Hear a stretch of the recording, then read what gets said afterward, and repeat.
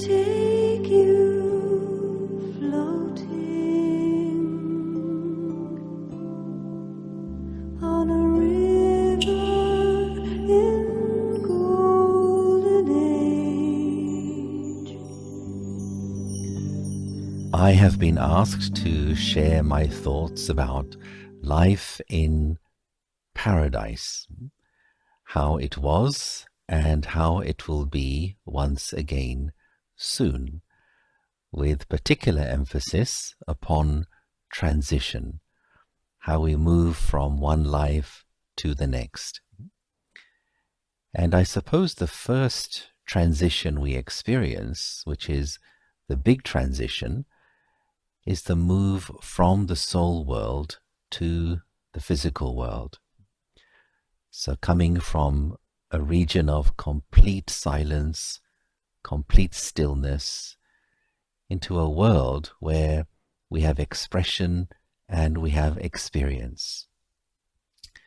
Coming from a place where we are in the incorporeal form, taking a physical body, and for the very first time experiencing the world, the physical world, through sense perceptions.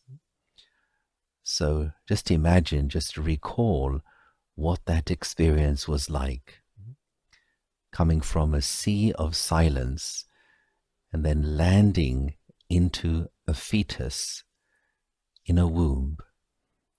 And then as the physical body is born, for the very first time looking through eyes, and also hearing through ears, and of course taste, touch and smell.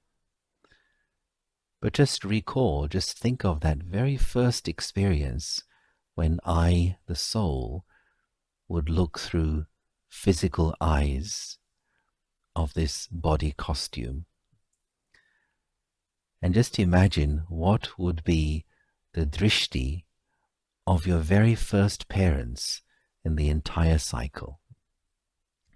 So let's say, for example, your very first parents were Lakshmi and Narayan, Lakshmi Narayan the first.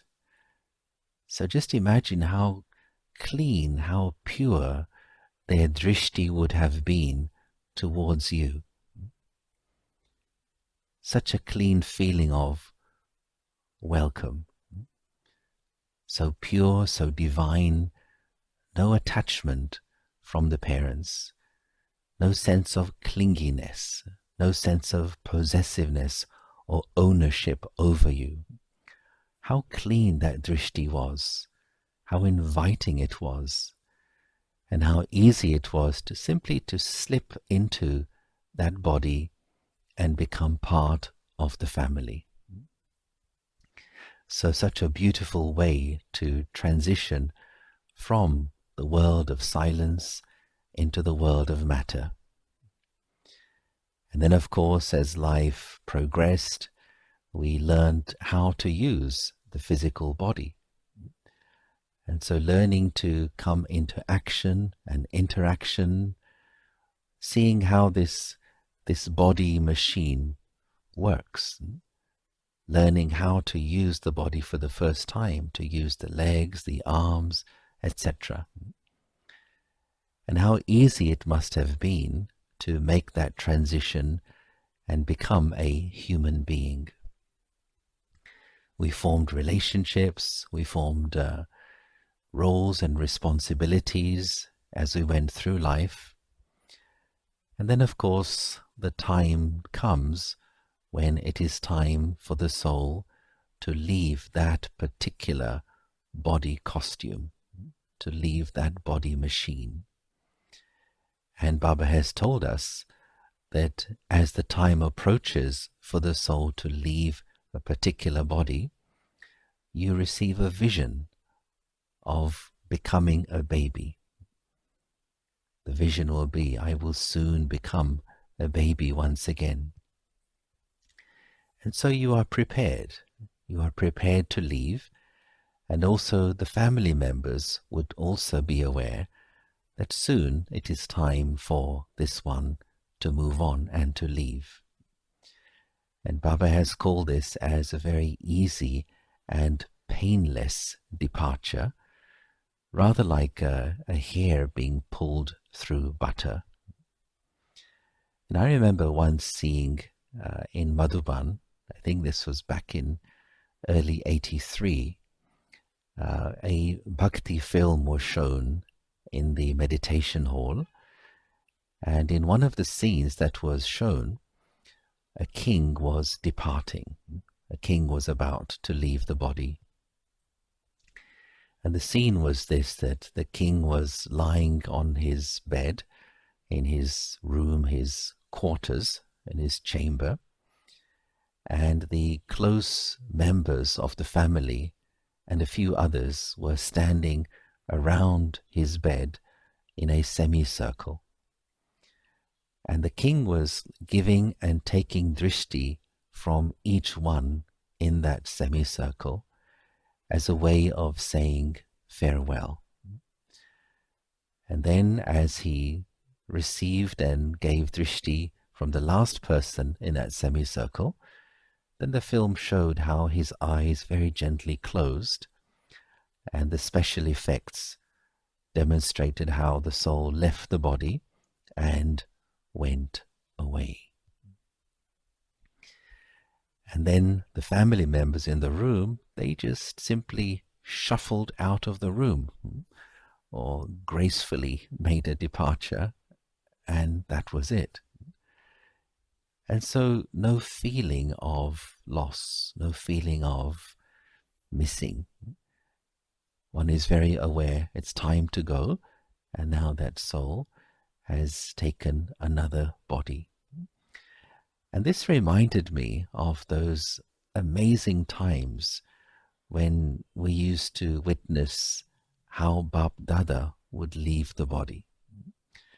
And sometimes you really have to pinch yourself to remind yourself that, wow, that actually happened. And we witnessed it so many times through our eyes. How royal was Bap Dada's departure, where he would, of course, be sitting on the gadi, on the stage, and many of the seniors, dadis, senior brothers, and so on, would be sitting around Bap Dada, and how he would just give drishti to all of those who were nearby, saying farewell in that moment of drishti, and then the eyes would close and he would depart. So for me, it was also like a kind of modeling. Bap Dada was modeling. This is how to depart. This is what a royal departure is like. And that's what we have experienced for so many lives in the Golden Age, in the Silver Age, simply moving from one body to the next to play the next role. And of course, why there is no pain, no suffering? Because there is no desire. And I'd like to share also an interesting anecdote I once heard, and I think it was Jagdish Bhai sharing this, where he described one of the differences between Golden Age and Silver Age. So consider the scene that you are a mother and your child in the Golden Age is playing with 4 or 5 other children. And you observe this scene and you enjoy seeing all these children playing together. And now fast forward the same scene in the Silver Age. You are a mother, your child is playing with 4 or 5 other children. But when your vision falls upon the child that you have given birth to, your vision lingers a bit more, and there is the subtle thought and the subtle feeling that, out of these 5 children, this one is mine. It's not even a word, it's not even a attachment, but that sense of being pulled towards someone or something is beginning to manifest. So imagine how clean we are in the golden age, where not even that thought or feeling is there with those with whom we may have spent many, many years. And so true Jivan Mukti, when we move from one life to the next, neither the soul who is moving on nor the family members feel any sense of loss. And Baba has also told us that the body is dealt with very quickly. With electricity, the body is finished. And so there's just the awareness of, yeah, it's a costume. I leave one, I take the other one. And so the whole matrix of life is so beautifully balanced and interconnected. Human beings, animals, birds, all of nature, the five elements, everything interwoven together in a wonderful tapestry, and each one simply offering the best of itself to the other.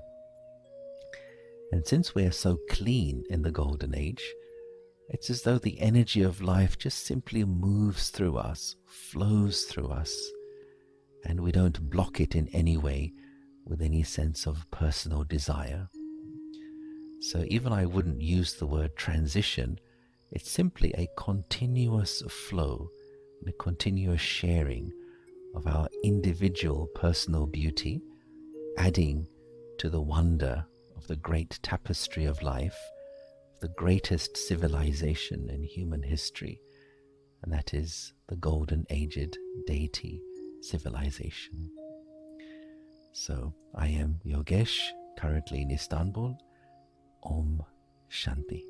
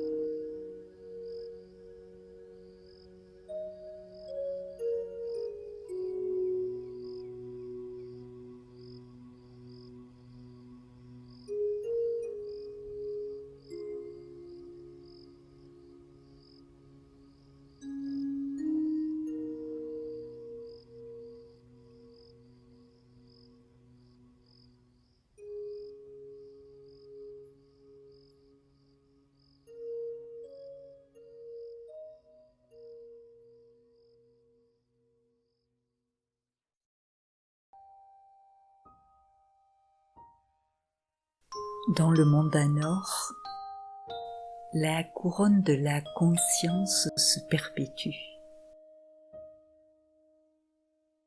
Nous vivons ensemble, longtemps, dans le royaume de notre famille et dans la famille de notre palais.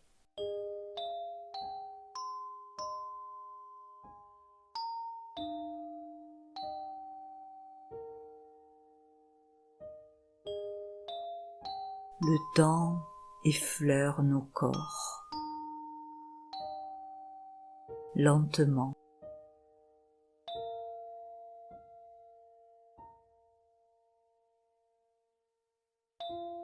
Puis arrive le moment de s'en défaire pour en prendre un nouveau.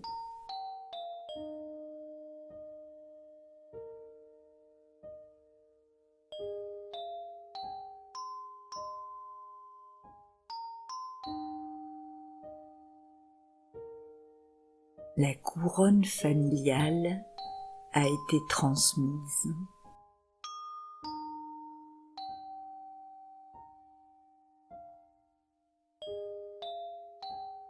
On ressent un changement subtil.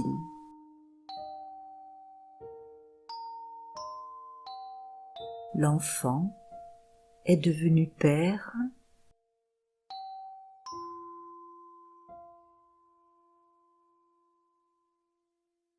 et le père bientôt deviendra un enfant.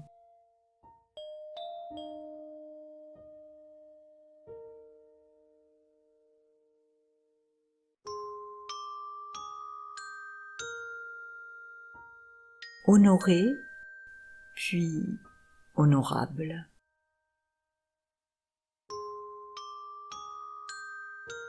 Honorable, puis honoré.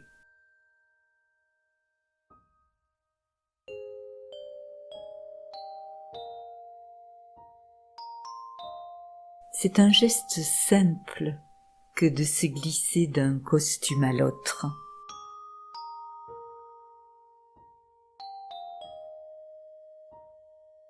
Élégance, facilité et grâce sont au rendez-vous.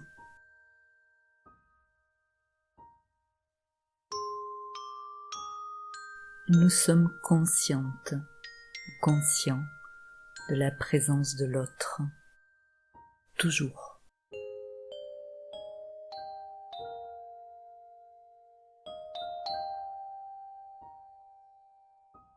Un cocon d'amour nous encercle,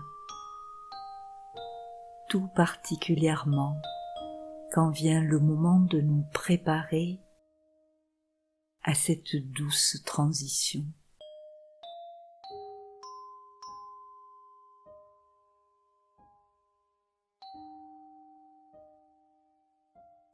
Je vois mon père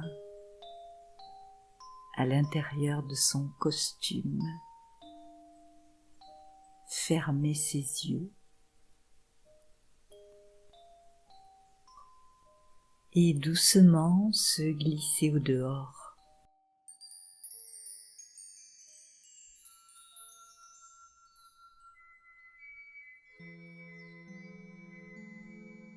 Un nouveau costume l'attend, tout proche, dans le sein d'une mère.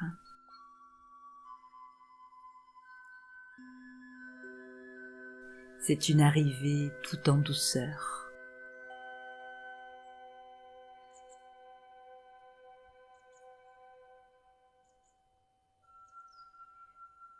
Et les sentiments d'amour et d'appartenance se renouvellent.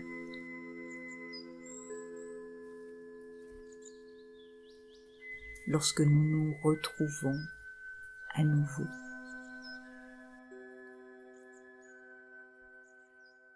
Une danse d'amour et de bonheur.